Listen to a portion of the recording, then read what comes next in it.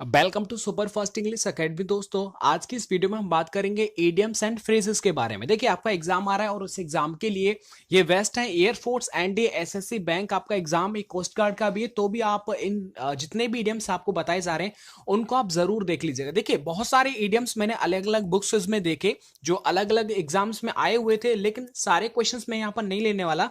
सिर्फ आपको 100 आपको इडियम्स एंड फ्रेजेस दूंगा, उनको आप याद करके ही जाना। जैसे आप औरों को भी याद कर रहे हैं तो इनको भी आप याद कर लेना, ठीक है। बहुत ज्यादा ये आपको बता दूं, ये इतने ज्यादा इंपॉर्टेंट है कि एक दो तो क्वेश्चन इसमें ऐसे होंगे जो 4 से 5 बार एग्जाम्स में रिपीट हुए। चलिएगा, बात करते हैं। सबसे पहला है कि flogging a dot dead horse, मतलब फ्लॉगिंग ए डेड हॉर्स, मतलब कोई मर गया है घोड़ा और उसको आप क्या फ्लॉग कर रहे हो, उसे आप मतलब उठा रहे हो। तो इसका मतलब क्या हो जाएगा? Wasting time in useless efforts, यानी कि बेकार काम के अंदर आप समय को क्या कर रहे हो? बर्बाद कर रहे हो, क्योंकि मरा हुआ कभी जग नहीं सकता, उठ नहीं सकता ना। तो ऐसे केस में क्या कर रहे हैं कि आपका जो एफर्ट है वो एकदम क्या कर रहे हैं? आप टाइम का वेस्ट कर रहे हैं। समझ में आ गया? ऐसे करके कुछ ना कुछ आपको याद करना होगा। बाकी जो इंपॉर्टेंट है उनको मैं करेक्टली बताते जा रहा हूं कि ये सारे ही इंपॉर्टेंट है।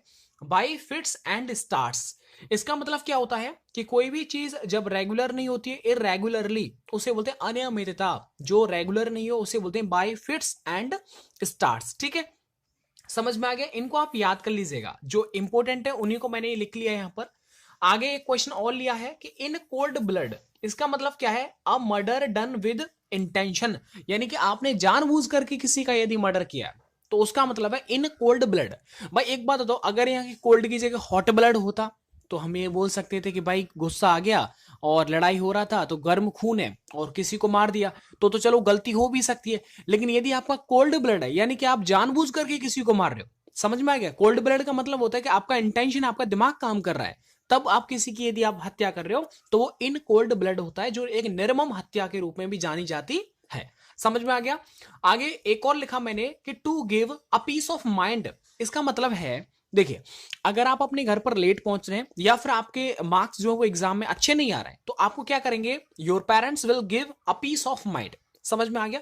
आपके जो पापा मम्मी हैं वो क्या करेंगे? आपको एक पीस ऑफ माइंड, माइंड का आपको एक हिस्सा दे देंगे। मतलब एक हिस्सा तो वो अपने पास रखेंगे, जो दूसरा वाला जो गुस्से वाला जो हिस्सा है ना, वो आपके ऊपर मतलब क्या करेंगे? वो आपको फटकार लगा देंगे, है ना। तो उसे बोलते हैं to give a piece of mind, मतलब हो गया कि थोड़ा सा गुस्सा जाहिर करना, फटकारना, ठीक है, कि बेटा और अच्छे से नंबर लाओ, ऐसे ऐसे करते हैं ना। आगे एक क्वेश्चन और लिखा है मैंने कि देखिएगा, टॉकिंग थ्रू हैट, इसका मतलब है कि थ्रू हैट के माध्यम से आप बात कर रहे हैं। इसका मतलब क्या है? टॉकिंग नॉनसेंस, क्या हो जाएगा इसका मतलब? कि बकवास करना। क्या हो जाएगा? बकवास करना, टॉकिंग नॉनसेंस। एक और लिया है कि क्लोज शेव, चिंता मत करो, एक बार रिवीजन करा दूं जल्दी से। क्लोज शेव का मतलब क्या होता है? इसका मतलब नैरो एस्केप। सर ये 3-4 बार एग्जाम में आ गया, इसे आप याद कर लो। पिछली बार एयरफोर्स में आया था और इस बार आपके एसएसआर में आया था, पता नहीं मॉर्निंग शिफ्ट का था इवनिंग शिफ्ट था, उसमें आया था क्लोज शेव। इसका मतलब नैरो एस्केप, मतलब बाल बाल बचना। ऐसे कैसे सर जी? देखो, जैसे आप शेविंग कर रहे हैं ना, अब शेविंग करते हुए आप क्या करें? एकदम क्लोज शेव करेंगे ताकि आपके कहीं कट ना जाए, कट ना लग जाए। समझ में आ गया? तो क्लोज शेव का मतलब क्या हो गया? आप अपना बाल बाल बचेंगे, कहीं ऐसा नहीं हो कहीं मतलब गलत जगह और मामला गड़बड़ हो जाए। तो ये कहलाता है आपका क्लोज शेव, यानी नैरो एस्केप। याद कर लेना, आ जाएगा। आगे देखो, हॉब्सन्स चॉइस। हॉब्सन्स चॉइस का मतलब होता है no real choice at all, कोई विकल्प का ना होना, उसे बोलते हैं Hobson's choice. No real choice, अपनी कोई भी इच्छा नहीं है, ना कोई ऑप्शंस है, उसे बोलते हैं। एक और देखिएगा, cut no ice. Cut no ice का मतलब हो गया कि कोई प्रभाव न डालना, मतलब हैव नो इन्फ्लुएंस, कोई प्रभाव न डालना। अब एक बात बताइए, ये सपोज करिएगा ये कोई आइस का एक पीस है, अब आपने क्या किया? इसको आप काट रहे हैं, लेकिन इस पर क्या किया कि काट तो रहे लेकिन इसका कोई भी फर्क नहीं पड़ रहा है, कट ही नहीं रहा। तो इसका मतलब वही हुआ ना, हैव नो इन्फ्लुएंस, कोई भी प्रभाव नहीं डाल रहा है। अगर कट जाता है तो प्रभाव डाल दिया, अगर नहीं पड़ रहा है मतलब क्या हुआ कि जो आपके द्वारा काम किया जा रहा है उसका अच्छा सा प्रभाव नहीं डाला जा रहा है। समझ में आ रहा है? सपोज करिए आप देखिए बहुत ज्यादा स्ट्रगल कर रहे हैं, बहुत पढ़ाई करते हैं, अच्छी बात है, करना भी चाहिए, लेकिन आप क्या कर रहे हैं? कट नो आइस, आप किसी भी आइस को काट नहीं पा रहे हैं। इसका मतलब क्या हुआ? कि इसका मतलब है थोड़ा सा एक्सपीरियंस, थोड़ा सा प्रैक्टिस, बस ये आपको अच्छा कर देगा। आगे बढ़ जाते हैं। एक और है एट स्टोन्स थ्रो। इसका मतलब होता है किसी भी चीज का नजदीक होना, वेरी नियर। सपोज करिए आपके घर के बगल में मंदिर है। अब मंदिर, वहां पर शेरावाली मैया का मंदिर है, और मतलब मैं ऐसे बोल सकता हूं कि आपने एक स्टोन लिया हाथ में और वो आपने फेंक दिया। इतना नजदीक है, आप कोई अगर पत्थर फेंकेंगे तो वो सीधे आपके घर में जाके गिरेगा। तो इसका मतलब नजदीक होगा तभी वो पत्थर आपके घर में गिरेगा। समझ में बात आ रहा है नहीं आ रहा? तो एट स्टोन्स थ्रो का मतलब होता है वेरी नजदीक, वेरी नियर, वेरी नजदीक, है ना।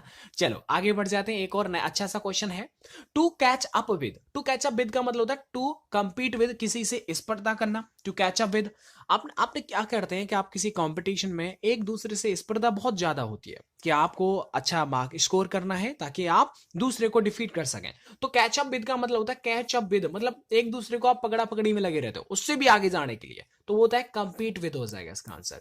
आगे बढ़ जाते हैं। एक और मैंने लिया इसमें, फॉल थ्रू का मतलब क्या था? फॉल थ्रू का मतलब होता है टू फेल, असफल हो जाना। फॉल का मतलब हो जाए गिर जाना। तो भैया अगर आप गिर जाएंगे, सपोज करिए आपको अगर रनिंग करना है और आप गिर गए, तो इसका मतलब क्या हुआ? आप फेल हो गए। दोस्तों ये ऐसा करना, आप इनको एक बार नोट कर लेना किसी भी नोटबुक में, या फिर 2-3 बार देख लेना। वैसे बेसिकली एक तरीका बताता हूं मैं आपको, आप इन वीडियोस को देख लिया करो, या फिर ऐसा किया करो आप इनके नोट्स बना लिया करो। जब आपका पेपर हुआ करे ना, तब आप इनको एक बार पढ़ लिया करो। ऐसे करेंगे ना तो अच्छा रहेगा। एक और क्वेश्चन लिया है कि टू स्मेल अ रेट, इसका मतलब होता है कि चूहे की मतलब स्मेल आना। इसका मतलब हो गया टू सस्पेक्ट अ ट्रिक, कुछ गलत है ऐसा कुछ महसूस कर लेना। समझ में आ गया? तो इसका मतलब टू स्मेल अ रेट, मतलब चूहे की यहां पर क्या रही, स्मेल आ रही है, मतलब मामला कुछ गड़बड़ है, गड़बड़ मामला है। आगे एक और लिखा है मैंने, रेड लेटर डे, इसका मतलब क्या होता है? हैप्पी एंड सिग्निफिकेंट डे, मतलब इसे गाला डे भी बोलते हैं, ये भी आ गया है गाला डे। इसका मतलब क्या? महत्वपूर्ण दिवस है कोई, रेड लेटर डे है। जैसे 26 जनवरी, 15 अगस्त, ये क्या है? ये सब क्या है? ये रेड लेटर डे है। क्या है ये सब? रेड लेटर डे है। उन्हें बोलते हैं गाला डे। ठीक है, मतलब कहते हैं ना गाल बजाना, तो गाल बजाना कब? जो अच्छा दिन होगा तभी तो गाल बजाएंगे। 26 जनवरी आ गई, अब आपने देखा होगा कि भारत में क्या होता है, एकदम शोर हो जाता है। तो क्या है, आप गाल बजाते हो, तो वो गाल क्यों बजाएंगे? क्योंकि अच्छा दिन होगा तभी हम गाल बजाएंगे। ऐसे करके याद कर लो। आगे बात करते हैं, टू रन अक्रॉस, मतलब टू मीट बाई चांस। अब इसका मतलब क्या है? टू रन अक्रॉस, सपोज करिएगा काफी दिन हो गए, आपका कोई पुराना मित्र है ना, मतलब मित्र ही ठीक रहेगा। अगर कोई पुराना मित्र है और आपको सपोज करिए 4 से 5 साल हो गए, अब बिछड़े हुए, अब वो तुम्हारे साथ 10th में या फिर 12th में पढ़ता था, और अब आपकी नौकरी लग गई, या फिर पढ़ रहे हैं, 5 से 6 साल का वक्त हो गया, बाई चांस आप मिल गए। समझ रहे हैं? बाई चांस आप मार्केट में मिल गए, है ना, टिंडे विंडी ले रहे हो, तो वो सब क्या हो जाएगा? मतलब मार्केट में कुछ सब्जी वगैरह खरीद रहा है, अब जैसे वो आपके सामने आएंगे, तो आपको बाई चांस अगर आपका मीटअप होता है, बाई चांस यदि आप मिलते हैं एक दूसरे से, तो उसे बोलते हैं रन अक्रॉस। समझ में? मतलब एकदम दौड़ लगा दोगे, हाय कैसे हो, चकाचक, ऐसे करके आपको याद करना है। आगे देखो, टर्न अ डाफ ईयर, इसका मतलब क्या? अनसुना कर देना, डिसअवे कर देना, मतलब टर्न अ डेफ ईयर। यार एक बात बताओ, सुनने के लिए आपको डेफ ईयर का जरूरत नहीं होता, आपको सिर्फ कान लगा, लेकिन आपने क्या किया, किसी ने बोला कि बेटा ऐसा करो, अब देखो छोटा सा बच्चा है ना, अब उससे आप बोलेगा कि बेटा ऐसा करो, दूध पी लो। अब दूध पी लो, या फिर दूध रखा हुआ वो पी लो, तो वो नहीं पिएगा ना। मतलब अब क्या है, हम उसको सुना रहे हैं कि बेटा ये कर लो ये कर लो, लेकिन वो कमीना वो नहीं कर रहा। इसका मतलब क्या हो गया? उसने अपना जो डेफ ईयर, जो उसका बहरा कान है ना, वो आपने टर्न कर दिया, अच्छा कान उधर, और जो बहरा कान है वो तुम्हारी साइड में कर दिया। इसका मतलब क्या होगा? बहरा कान यदि आपकी साइड में कर दिया जाएगा, तो इसका मतलब है कि आपको वो नहीं सुन पाएगा, इसका मतलब अनसुना कर दिया जाएगा। ऐसे करके थोड़ा सा कहानी रिलेट करोगे ना, समझोगे इन वर्ड को, तो ऑटोमेटिकली याद हो जाएंगे। बट देखो ये थोड़ा सा प्रैक्टिस की जरूरत पड़ता है, थोड़ा सा आपको 1-2 बार पढ़ना पड़ेगा, बाकी ओवरऑल हो जाता है, कोई दिक्कत नहीं आएगा आपको। एक और देखो, एट स्नेल पेस। देखो स्नेल पेस का मतलब होता है to do things very slowly, बहुत धीमी गति से आप कोई भी काम कर रहे हैं। आपने देखा होगा आपका एग्जाम आ रहा है, और अब आप क्या कर रहे हैं कि जो रिवीजन कर रहे हैं, आपने देखा हाँ 4-5 मैंने टॉपिक्स वो क्लियर कर लिए। अब आप या तो थोड़ा वक्त दे देंगे 1-2 घंटे के लिए वेस्ट, मतलब एक तरह से टाइम वेस्ट करेंगे, क्योंकि ये आपका गोल्डन टाइम है। ये इस टाइम पर क्या करना है? आपको पढ़ना है अच्छी तरह से। तो अब क्या करेंगे, आपकी जो स्पीड है वो बिल्कुल धीरे धीमे धीमे हो जाएगी। हो जाएगी नहीं हो जाएगी? जब आप पिलग्रिमेज, सपोज करो पिलग्रिम कर रहे हैं आप, मतलब आगरा से करौली जा रहे हैं कैला मैया की जय, अब वहां पर आप जाएंगे तो क्या हो जाएगा? जब आप स्टार्ट करेंगे पॉइंट में तो आपका स्पीड काफी अच्छा होगा, लेकिन जब आप वहां पहुंचेंगे तो क्या हो जाएगा? एट स्नेल पेस हो जाएगा, आपकी जो गति है वो बहुत धीमी हो जाएगी, धीरे, क्योंकि आपके मतलब प्रॉब्लम होगा ना यार, मतलब काफी दूर है वो तो। आगे देखो, एट वंस विट, इसका मतलब क्या होगा? पजल्ड, कंफ्यूज्ड, परप्लेक्स्ड, इसका मतलब कोई इंसान घबराया हुआ है। एट वंस विट का मतलब क्या हो गया? कोई भी इंसान घबराया हुआ है। समझ में आ गया। सपोज करिएगा आपका रिजल्ट आपके फेवर में नहीं है, आपका पापा जी पूछ रहे हैं और उनका जूता बगल में रखा है, हाँ बेटा आ जा, तो वो क्या होगा, आपसे पूछेंगे आपका रिजल्ट क्या हुआ, तो आप उस टाइम पर क्या आपकी जो कंडीशन रहेगा एकदम परफ्लेक्स्ड रहेंगे, कंफ्यूज रहेंगे, बताऊं ना बताऊं, पजल्ड रहेंगे, मतलब क्या एकदम आपकी जो कंडीशन है वो सही नहीं रहेगी, क्योंकि जूता सामने है। अब उनको गुस्सा आएगा ना, मतलब 2-3 साल से आप पढ़ाई कर रहे हो फिर भी मतलब कुछ नहीं है, कुछ रिजल्ट अच्छा नहीं है। आगे बात करते हैं रीड बिटवीन द लाइंस। इसका मतलब ये हुआ कि देखो ये लाइंस है ना, इसका मतलब है कि कोई भी किसी हिडन मीनिंग को आप अंडरस्टैंड करना, अंडरस्टैंड द हिडन मीनिंग, छिपे हुए अर्थ को समझ लेना, उसे बोलते हैं read between the lines. Suppose करिएगा कि अगर कोई भी कोई श्लोक लिखा हुआ है, कोई दोहा लिखा हुआ है, अब दोहे को आप पढ़ तो लिया लेकिन उसके अंदर का जो मतलब है उसको समझना, that is called read between the lines. समझ में आ गया ना। देखो आप इनको अगर मेहनत, अगर थोड़ा इज्जत देंगे ना, इंग्लिश को आप थोड़ा प्यार करेंगे इसे और इज्जत देंगे, तो मुझे ऐसा लगता है यार सारा कुछ याद हो जाएगा आपको। बाकी में ज्यादा सा डिफिकल्ट आपको स्ट्रगल नहीं करना, बस थोड़ा सा ध्यान दीजिए, थोड़ा सा टेंशन, तो आपको याद हो जाएगा।